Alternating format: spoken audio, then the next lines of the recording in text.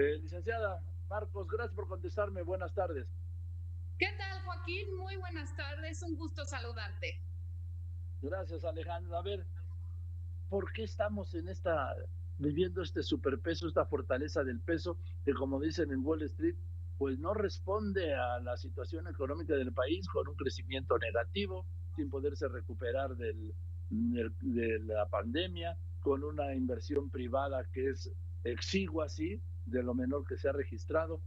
Eh, ¿Por qué? ¿Qué está pasando?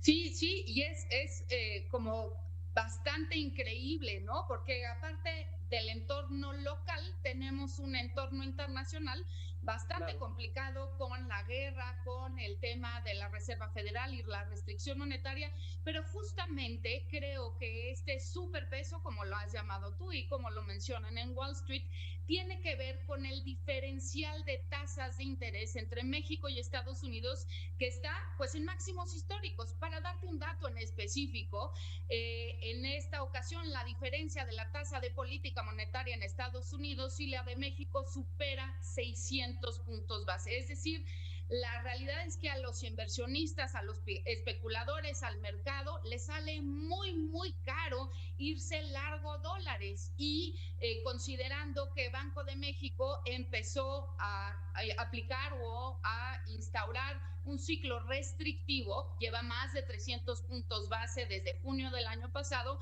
es lo que tenemos un peso pues de una u otra manera fortalecido. Pero a esto también, Joaquín, si me permites también decirte, Sí, se claro. debe a que tenemos máximos históricos de remesas.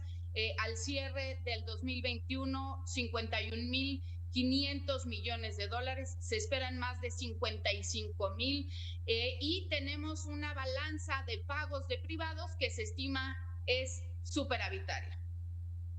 Ahora, el tema es, entiendo la situación nacional, que no es para hacer ninguna fiesta, al contrario, es de preocupación, pero el entorno internacional, pues tampoco es para dónde irle. Las altas tasas, la inflación, la guerra, el disparo en los precios del petróleo, sí, y del gas, de los granos, esto derivado, por supuesto, de la invasión rusa a Ucrania, y la incertidumbre, que la incertidumbre, como digo yo, bueno, dice el bolero, yo solo lo cito, mata más la incertidumbre que la duda.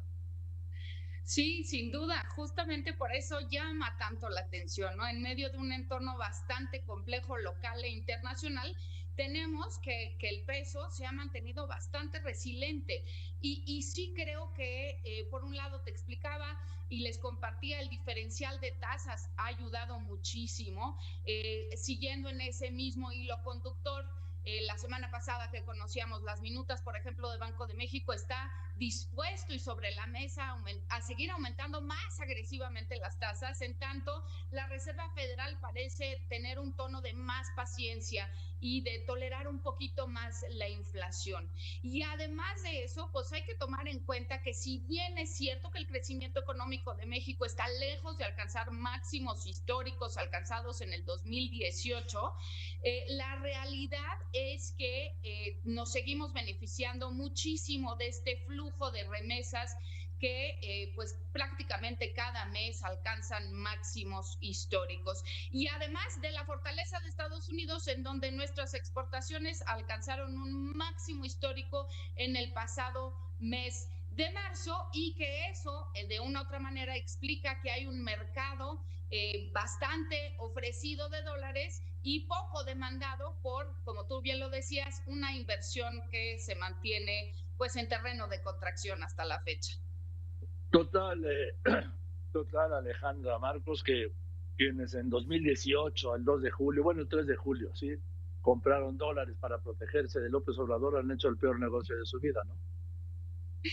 No es una realidad que este diferencial de tasas pues ha originado justamente un superpeso, un peso bastante fortalecido, pero yo diría más allá de cuestiones locales, creo que sí estamos perdiendo de vista que de una u otra manera el dólar, si bien es cierto que comparado con la gran mayoría de las monedas duras ha venido ganando terreno, la realidad es que se mantiene muy, muy lejos. Decías hace rato la nota de Wall Street Bueno, pues para compartir un dato, prácticamente todas las monedas latinoamericanas se han apreciado este año con respecto al dólar.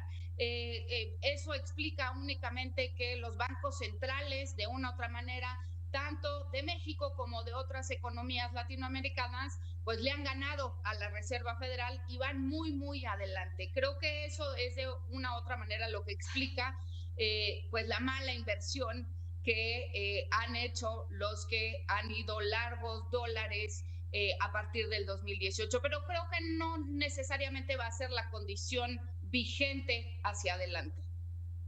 ¿Qué ves? Buenísima pregunta. Y por ahí decían, el economista que se atreva a dar un pronóstico de tipo de cambio, sin duda está equivocadísimo. Es una variable sin duda muy difícil de pronosticar.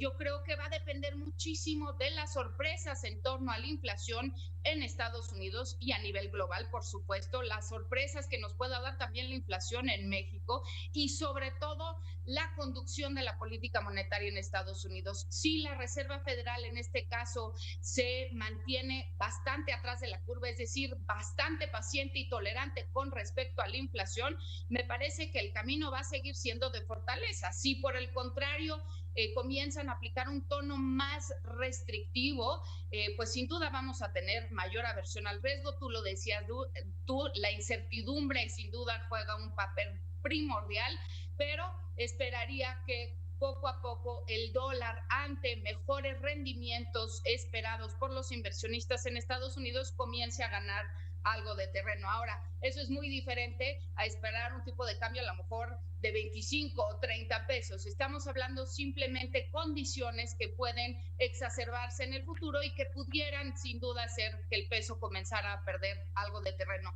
Cuestión que pues, es posible en el mediano plazo, probablemente hacia finales de este año. Bien, Alejandro, pues muchas gracias por explicarnos tan bien y tan clara. Ni pareces economista. Muchísimas gracias, Joaquín, y muy Gracias. buenas tardes a todos. Eso es muy bien. Es Gracias, Alejandra, hasta luego. respeto a la licenciada Alejandra Marcos, directora de análisis y estrategia del Banco Intercam. Así que pues ahí está el superpeso, pase lo que pase, está el superpeso. Y repito, quienes compraron dólares el 2 de julio, bueno, el lunes 3 de julio, el 18, para protegerse de López Obrador, puta, pues han hecho el peor negocio de su vida. Siguen perdiendo.